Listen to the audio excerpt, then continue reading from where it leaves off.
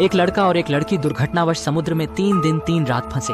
जब दोनों लगभग निराश हो चुके थे तभी अचानक आगे एक द्वीप दिखा। इससे उन्हें तुरंत उत्साह आया और वे नाव के पैडल उठाकर छोटे द्वीप की ओर तैरने लगे। कुछ प्रयासों के बाद वे द्वीप पर पहुंचकर आराम किए। बाद में उन्होंने द्वीप की स्थिति जानने का निर्णय लिया। सुरक्षा के लिए मैट ने आत्मरक्षा के लिए सिग्नल गन उठाया। जल्दी ही उन्होंने द्वीप पर भोजन और ताजा पानी पाया। सुंदर दृश्यों ने मैट को यहाँ पसंद आ गया क्योंकि वह शहर की हलचल से थक चुका था। लिसा को यहाँ कोई दिलचस्पी नहीं थी क्योंकि वह बचाव की आशा रखती थी। फिर दोनों द्वीप के सबसे ऊंचे स्थान पर चढ़े, लेकिन सामने सिर्फ समुद्र था। कोई अन्य भूमि नहीं दिखाई दी, जिससे यह स्पष्ट हुआ कि यह एक एकांत निर्जन द्वीप है। जीवित रहने के लिए उन्हें पहले एक सुरक्षित जगह ढूंढनी थी। उन्होंने गुफा की तलाश की, लेकिन यह चमगादड़ों का घर थी।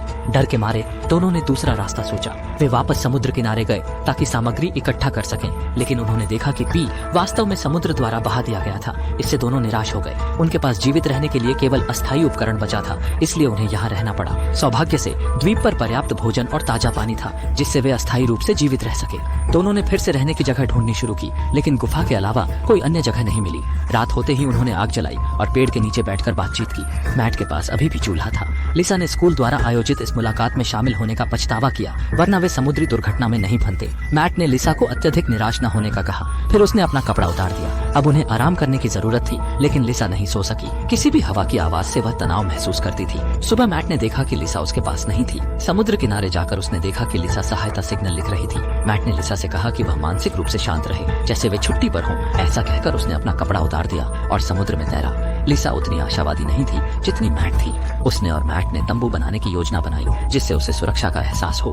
मैट ने तुरंत काम शुरू किया। तंबू बनाने के बाद वह पेड़ पर चढ़कर लिसा के लिए केले तोड़कर लाया। समय के साथ दोनों के संबंध गहरे हो गए, लेकिन द्वीप पर भोजन कम होने लगा।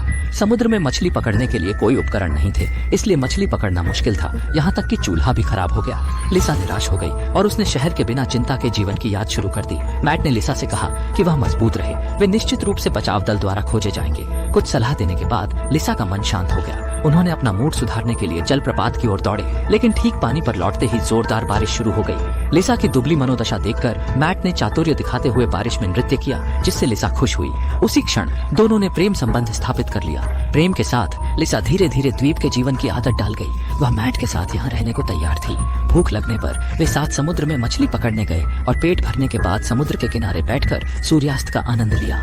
एक दिन जब लिसा दोपहर में सो रही थी, मैट जंगल में जाकर लिसा के लिए फूल तोड़ने गया। तभी उसने आसमान में एक विमान देखा। उत्साहित होकर वह जल्दी से समुद्र किनारे दौड़ा, लेकिन थोड़ी देर में सिग्नल गन नहीं मिला। अंततः उन्होंने सिर्फ विमान को उड़ते हुए देखा, जिससे उनकी मनोदशा गिर गई। यह उनका द्वीप में फंसने के बाद पहली बार आशा देखने का मौका था। लिसा काफी निराश थी। उसने पूछा कि उसने मैट को क्यों।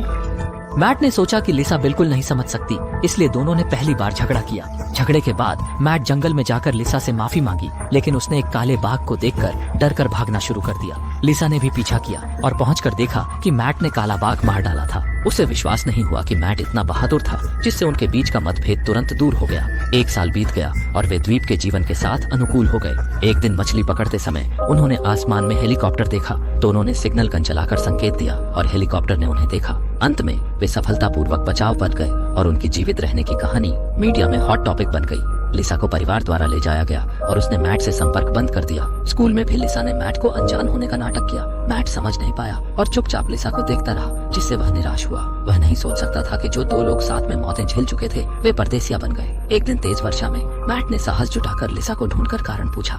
लिसा ने कहा कि वह हमेशा से मैट से प्यार करती थी, लेकिन अफवाहों और परिवार को परेशान न करने के लिए दूरी बनाए रखी थी। अब उसने अपने प्यार का सामना करने का फैसला किया था। मैट खुश हुआ। उसने लिसा को गले लगाया और बारिश में नृत्य किया, जैसे वे पहले निर्जन द्वीप पर बिना किसी चिंता के थे।